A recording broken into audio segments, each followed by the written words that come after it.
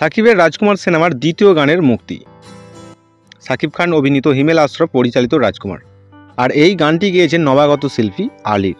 গত ঈদে প্রিয়তমার সিনেমার ঈশ্বর গানে শ্রোতা প্রিয়তার পর এলো নতুন গান। রোমান্টিক একটা গান দর্শকদেরকে উপহার দিল সাকিব খান। এখনও পর্যন্ত সাকিব খানের এই গানে লাখ লাখের উপর ভিউজ, কমেন্টে ছেয়ে গেছে। অন্যদিকে তুঙ্গে রয়েছে সাকিব খানের রাজকুমার। মুক্তির 10 দিন আগেই টিকিট বিক্রি শুরু। কদিন পর থেকেই রোজার ঈদ, এই উপলক্ষে মুক্তির তালিকায় রয়েছে 13টি ছবি। তবে মুক্তি প্রতিকৃতি এই ছবিগুলোর ভিড়ে সিনেমা হল মালিক ও দর্শকের চাহিদা তুঙ্গে রয়েছে সুপারস্টার সাকিব খানের অভিনীত রাজকুমার। বেশ কিছু সিনেমা হলের মালিক এমনটাই জানিয়েছে। এছাড়া সিনেমাটিকে নিয়ে সাকিবিয়ানদের মাঝে উদ্দীপনার কমতি নেই, যে কারণে মুক্তির 10 দিন আগেই রাজকুমারের অগ্রিম টিকিট বিক্রি হতে শুরু হয়েছে। অথবা মোবাইল ব্যাংকিংয়ের মাধ্যমেও অনলাইনেও রাজকুমারের বুকিং হচ্ছে। প্রিয়তমার পর ইতিহাস গড়তে চলেছে রাজকুমার।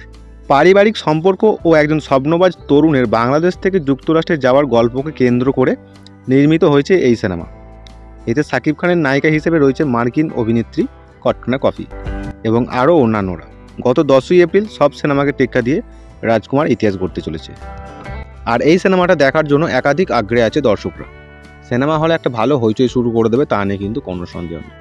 2024 সালে ব্লকবাস্টার সিনেমা হতে যাচ্ছে।